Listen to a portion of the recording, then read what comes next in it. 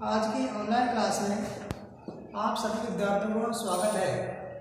आज की वीडियोज के अंतर्गत हम कक्षा 9 के पाठ नंबर 1 जिसका नाम है हमारे आसपास के पदार्थ के शेष कुछ प्रश्नोत्तरों को पढ़ेंगे। तो देखो, इन प्रश्नोत्तरों के बारे में हमने पिछले वीडियो में पहला और दूसरा प्रश्न तो हमने कर लिया था। आज हम प्रश्न नंबर 3 छोटे छोटे प्रश्न हैं और इनके बारे में हम अध्ययन करेंगे। तो प्रश्न नंबर 3 है, निम्नलिखित अवलोकनों हेतु कारण लिखें। तो ये कुछ इनके बारे में कारण लिखना है प्रश्नों के बारे में। पहला है, नेपथलीन को रखा देने पर यह समय के साथ कुछ भी ठोस पदार्थ छोड़े बिना अदृश्य हो जाती है। क्योंकि हम जानते हैं नेपथलीन होता है, कपूर होता है, नौशाद होता है, ये सब ऊर्ध्वपातित पदार्थ होते हैं क्योंकि ये सीधे ठोस अवस्था में बदले बिना और सीधे गैसीय अवस्था में परिवर्तित हो जाते हैं।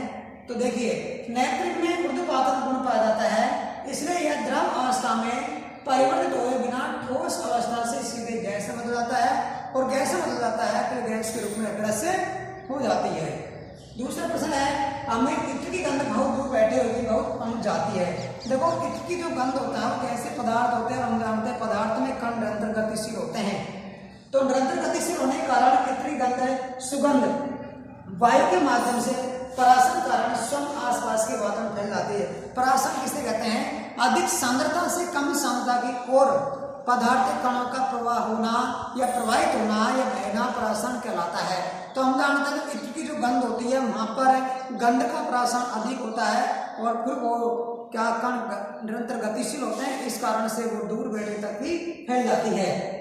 प्रश्न नंबर 4, निम्नलिखित पदार्थों को उनके कणों के बीच बढ़ते आकर्षण के अनुसार व्यवस्थित करें। तो हम जानते हैं कि पदार्थ का आकर्षण बल, ठोस पदार्थ का आकर्षण बल, क्योंकि ठोस पदार्थ में कण अत्यंत पास होते हैं और पास होने के कारण ही इनका आकर्षण बल अधिक होता है। द्रव पदार्थ में कण ठोस की अपेक्षा दूर होते हैं, इसलिए उनमें आकर्षण कणों के बीच में आकर्षण बल कम हो जाता है और गैसीय पदार्थ में कण अत्यंत दूरी पर होते हैं, इस कारण उनके बीच में आकर्षण बल बहुत कम होता है।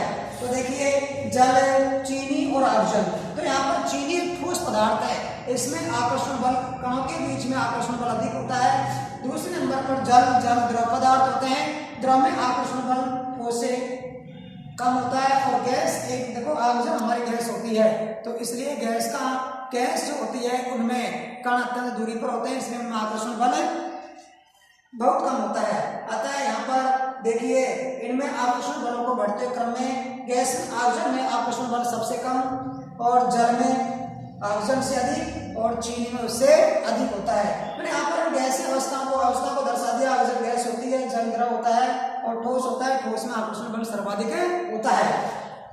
प्रश्न नंबर 5, निम्नलिखित तापमान पर जल की भौतिक अवस्था क्या है? तो देखिए, जल की हम जानते हैं भौतिक अवस्था, कमरे का तापमान हम जानते हैं 25 डिग्री सेल्सियस होता है। तो कमरे के तापमान पर जल होता है वो द्रव अवस्था में पाया जाता है, अर्थात जल के रूप में मिलता है। और ठोस अवस्था 0 डिग्री सेंटीग्रेड तापमान पर यह जल की जो अवस्था होती है वो ठोस होती है, अर्थात ये बर्फ के रूप में मिलती है। और जो हमारा 100 डिग्री सेंटीग्रेड तापमान है, इस पर जल की जो भौतिक अवस्था होती है वो गैसीय होती है, अर्थात ये गैस के रूप में मिलती है।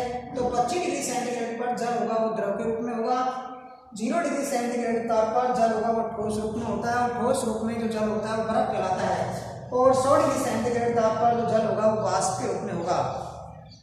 अगला हमारा प्रश्न है प्रश्न नंबर 6। तो देखिए,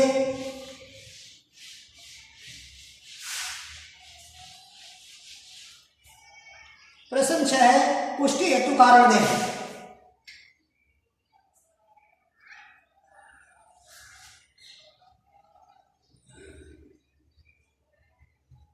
पुष्टि हेतु कारण दें।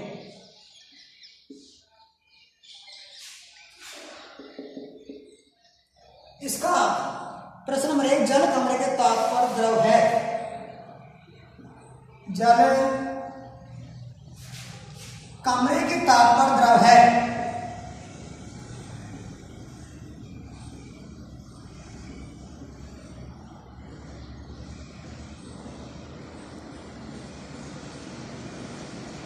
इसका आंसर होगा कि हम जानते हैं कमरे का तापमान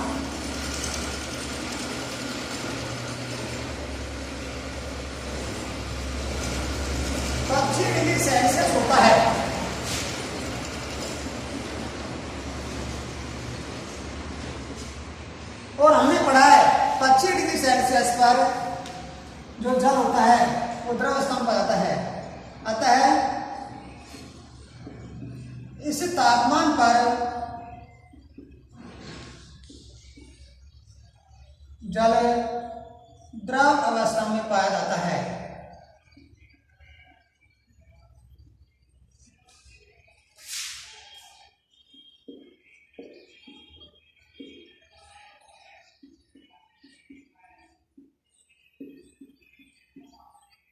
इसी का प्रश्न नंबर बी, लोहे की अलमारी कमरे के ताप पर ठोस है। लोहे की अलमारी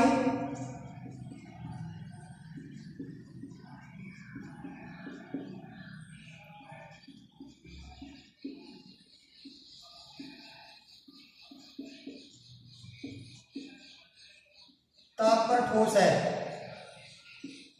इसका भी कारण है, क्योंकि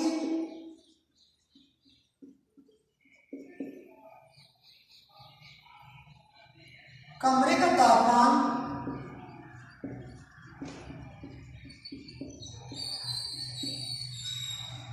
25 डिग्री सेंटीग्रेड लगभग होता है।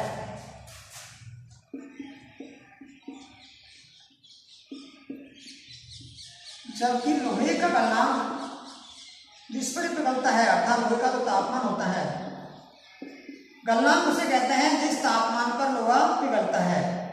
गलनांक 25 डिग्री सेंटीग्रेड से अधिक होता है, से बहुत अधिक होता है।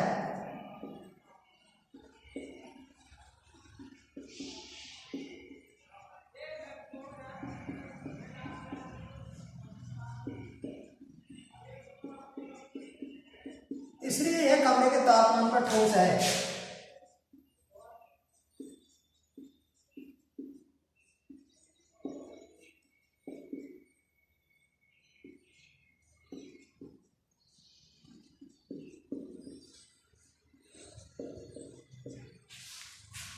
अगला जो हमारा प्रश्न है, प्रश्न नंबर 7,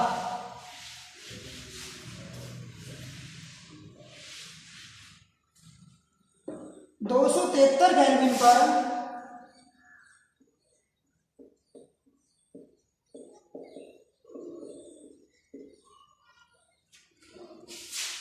बर्फ को ठंडा करने पर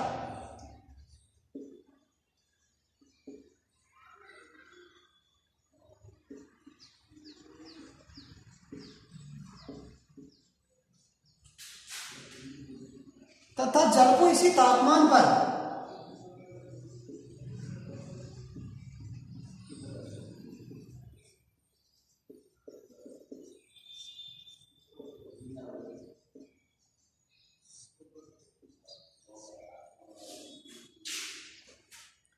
ठंडा करने पर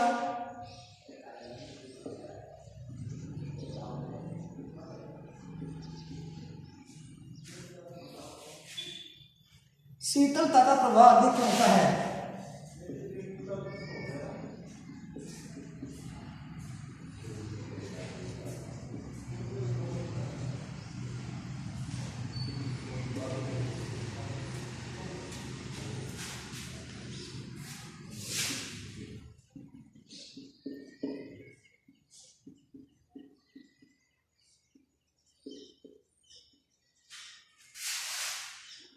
इसका आंसर होगा, क्योंकि 273 केल्विन ताप पर 273 केल्विन ताप अर्थात 0 डिग्री सेंटीग्रेड ताप पर जल होता है वो बर्फ अवस्था में, ठोस अवस्था में मिलता है। और जल को यदि इसी तापमान पर ठंडा किया जाता है तो यह अधिक ऊष्मा अवशोषित करता है, और अधिक ऊष्मा अवशोषित करने के कारण हमारे जो आसपास होता है, क्योंकि ये वातावरण से अधिक ऊष्मा अवशोषित करेगा, वातावरण से अधिक ऊष्मा अवशोषित करके ये गैसीय अवस्था में परिवर्तित होता है, जिसके कारण से हमको शीतलता का अनुभव होता है। क्योंकि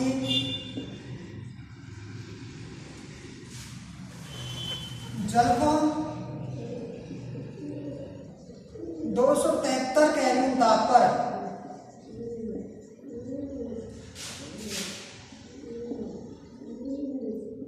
ठंडा करते हैं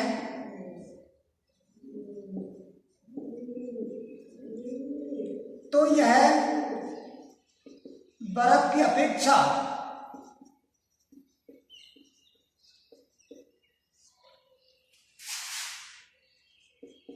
वातावरण से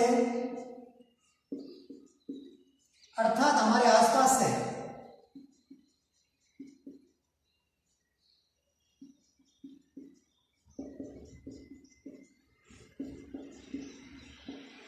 अधिक ऊष्मा अवशोषित करता है।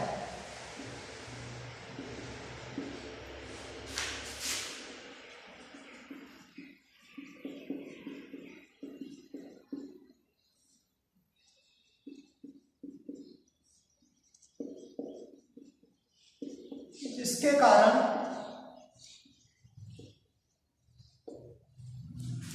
हमें शीतलता का अनुभव होता है। कारण हमें शीतलता का अनुभव होता है।